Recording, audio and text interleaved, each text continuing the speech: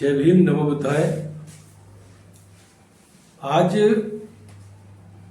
का ये ब्लॉग एक विशेष मुद्दे को लेकर है, विशेष बातों को लेकर है, जिसको हम लोग समझ लेना चाहिए। वो हर व्यक्ति की जिंदगी का महत्वपूर्ण दिन है। आज मैं उस चीज़ पर चर्चा करूंगा जो आज तक कोई भी यूट्यूबर इस बात को नहीं करता है और ना ही कोई भी इसके ऊपर ब्लॉग बनाता है। मैं आज जो ब्लॉग बना रहा हूं, मैं जिस पर आज चर्चा कर रहा हूं, उस चीज़ को लेकर मैं आज आपको आपके हक और अधिकार उसकी बात करूंगा। भले ही कितने बड़े बड़े यूट्यूबर हों इस देश के अंदर, चाहे वो कितने ही पैसे वाले हों, चाहे वो कितना ही पैसा कमाते हो, चाहे उनके पास कितना ही धन क्यों ना हो, मगर जब हक और अधिकार की बात आती है तो वो जानते नहीं हैं, बिल्कुल शून्य होते हैं, बिल्कुल जीरो होते हैं। तो मैं आज इस देश के, इस भारत के हर गरीब, हर दलित, हर पिछड़े, हर मूल निवासी, हर आदिवासी के हक और अधिकार की बात कर रहा हूँ और उसके लिए ये ब्लॉग बना रहा हूँ और उसके हक और अधिकारों की जानकारी उसको देना चाहता हूँ और वो व्यक्ति अपनी हक और अधिकारों की आवाज़ उठाना कम से कम सीख जाए, अपने हक का अधिकार मांगना सरकार से सीख जाए, अपने अधिकारों के लिए लड़ना सीख जाए। लेकिन वो सीखेंगे कैसे, जानेंगे कैसे? पैसा कितना ही कमा ले, क्योंकि आज शिक्षा के मैदान के अंदर, चाहे वो प्राइवेट स्कूल हो चाहे वो सरकारी स्कूल हो, उनको, उन बच्चों को उनके हक और अधिकार बताए नहीं जाते हैं। उनको हक और अधिकारों की सही चीज़, सही दिशा और सही रास्ता उनको बताया नहीं जाता है। और उनको हक और अधिकार मिलेंगे कैसे, ये बात उनको नहीं बताई जाती है। मान लीजिए आपके पास बहुत करोड़ों रुपए है या अरबों रुपए है या आप बहुत बड़े पैसे वाले हैं, लेकिन जब आपके साथ अन्याय, अत्याचार, शोषण होता है, फिर आप क्या करेंगे? मान लीजिए आपके धन को कोई लूट लेता है, फिर क्या करोगे? आप थाने में जाओगे, रिपोर्ट लिखाओगे और वहाँ आपको जानकारी नहीं है, रिपोर्ट कैसे लिखी जाएगी, एफआईआर कैसे दर्ज होगी, और ये सारी चीज़ें कानून को नहीं पढ़ोगे तब तक आपको जानकारी नहीं होगी। तो मैं आज जो वीडियो बना रहा हूँ, मैं आज आपको जो ब्लॉग बनाकर दिखा रहा हूँ, वो बहुत ही महत्वपूर्ण, बहुत ही विशेष बात को लेकर है। क्योंकि बहुत से इस देश में जो नौजवान है, जो नई पीढ़ी है, वो आंदोलन करते हैं, सड़कों पर जाम लगाने का काम करते हैं और फिर उनके ऊपर मुकदमे लग जाते हैं।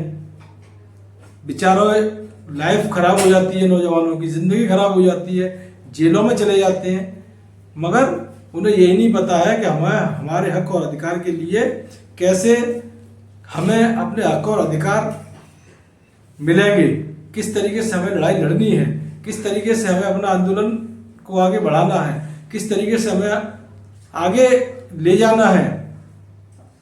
तो उसके लिए आपको आपके हक और अधिकार जानने होंगे और वो चीज़ अगर कोई जानकारी चाहिए तो वो है ये भारत का संविधान। ये भारत का संविधान है। अगर आप जिसको पढ़ लोगे, जिसको जान लोगे, इसके एक एक पेज को आप समझ लोगे, तो आप अपने अधिकार जान जाओगे, आप अपने हक जान जाओगे, आपको संवैधानिक दायरे में लड़ाई लड़ना सीख जाओगे। आपसे कोई भी बड़े से बड़े अधिकारी बदतमीजी से बात नहीं कर सकता है, कोई भी पुलिसकर्मी आपसे बदतमीजी से बात नहीं करता है, क्योंकि ये सबके लिए लागू होता है। चाहे देश का प्रधानमंत्री हो, देश के मुख्यमंत्री हो, देश के मंत्री हो, चाहे देश के राष्ट्रपति क्यों ना हो, ये सबके लिए नियम है और इसमें सबके लिए कानून बराबर है। तो ये भारत का संविधान है, इसको जानना बहुत जरूरी है। इसमें ही आपके हक और अधिकार दर्ज हैं, लिखे हुए हैं कि आपको आपका न्याय कैसे चाहिए। क्योंकि आज इस देश के अंदर जो सरकारें चल रही हैं और उन सरकारों के बावजूद भी छोटी छोटी बच्चियों के रेप हो जाते हैं, बलात्कार हो जाते हैं और उल्टा ही उन्हीं के परिवार के ऊपर मुकदमे लगा दिए जाते हैं, क्योंकि वो बेचारे अनपढ़ हैं, वो जानते नहीं हैं उनके अधिकार क्या है, उन्होंने कभी संविधान को देखा नहीं है। मैं दावे के साथ कहता हूँ कि लोग आज के नौजवान राजनीति तो करते हैं मगर उनके पास ये संविधान भी नहीं है, उनके घरों में ये संविधान नहीं है।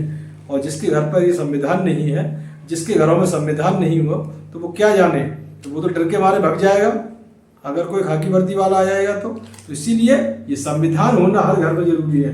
भारत के हर गरीब के घर में होना जरूरी है, भारत के हर व्यक्ति के घर में होना जरूरी है।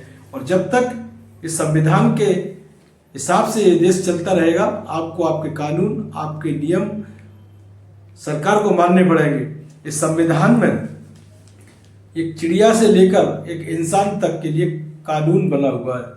अगर कोई व्यक्ति चिड़िया के ऊपर भी अन्याय करता है तो उसके ऊपर भी मुकदमा कायम होता है। इंसान तो छोड़िए, अगर कोई व्यक्ति किसी जानवर के साथ भी अन्याय करता है तो उसके ऊपर भी मुकदमा कायम होता है। ये संविधान में इंसान से लेकर जानवर तक के अधिकार मिले हुए हैं, जानवरों को भी अधिकार है। तो जिस तरीके से मैं आपको बता रहा हूँ आज के संविधान के बारे में, जिस संविधान की जानकारी के बारे में, तो वो कितने लोग हैं जो जानते हैं इस बात को कि संविधान कितने दिनों में बनकर तैयार हुआ था। कोई अगर जानता हो तो कमेंट बॉक्स में बता के दिखाए, मैं बताऊंगा उसको अगली वीडियो में कि संविधान कितने दिनों में बनकर तैयार हुआ। हालांकि बता मैं भी सकता हूं क्योंकि लोग बड़ी बड़ी बातें करते हैं, हमारे गरीब भाइयों को सही मायने में सही रास्ता नहीं दिखाते, सही बात नहीं बताते। नेता आते हैं 5 साल बाद अपने चुनाव के समय वोट लेते हैं, चले जाते हैं।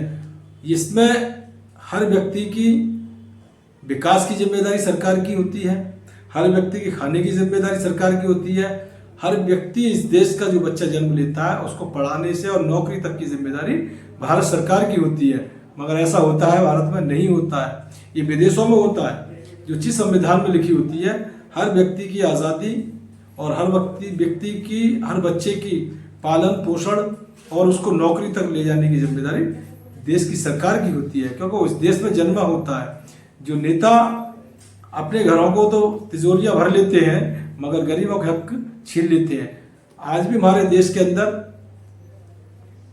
कितने लोग गरीब हैं? आज भी हमारे देश के अंदर 90% लोग, मैं तो 95% कहूँगा, 95%, 90 और 95% लोग गरीबी जी रहे हैं। और कितने लोग मजे मार रहे हैं? सिर्फ 5 और 10% लोग इस देश में मजे मार रहे हैं।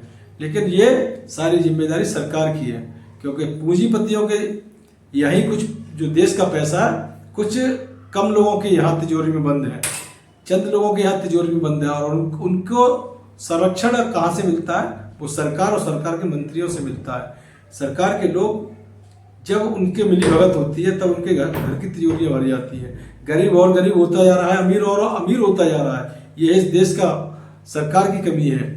तो मैं निवेदन करूँगा, आज के इस वीडियो में मैं अपने ब्लॉग में जो बता रहा हूँ उस चीज़ की सच्चाई को जान लें, उसको पहचान लें।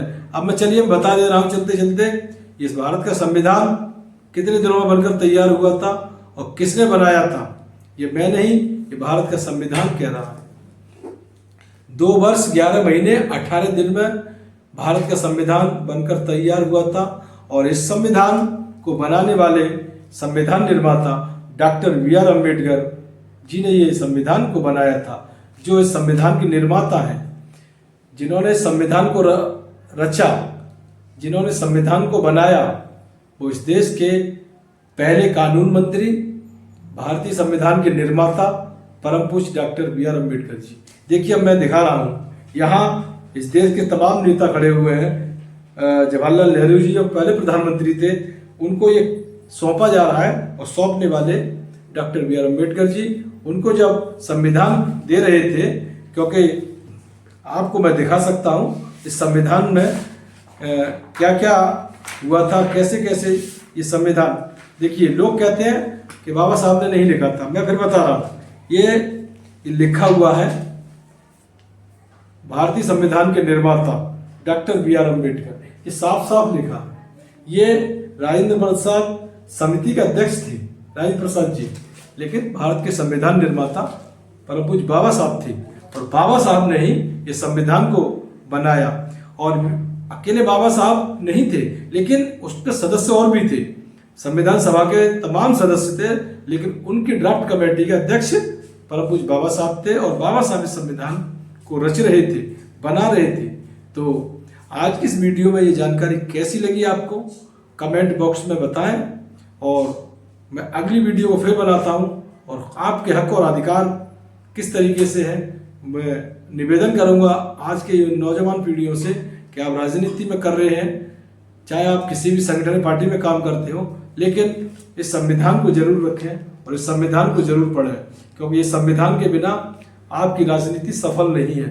आपको अगर आपके कानून के राज्य अधिकार जानने हैं, आपको आपके अधिकार जानने हैं, आपको अगर छोटी सी घटना से मोहल्ले में हो जाती है, अगर थाने में जाते हैं तो आप मुंह देखते हैं, तो इसलिए देखते हैं क्योंकि आपको पता नहीं होता है कि आपके अधिकार क्या है, आपको क्या हक है, आप किस तरीके से अपनी लड़ाई को आगे बढ़ा सकते हैं, किस तरीके से एफआईआर दर्ज करानी है थाने में, किस तरीके से मुकदमे लिखाने हैं।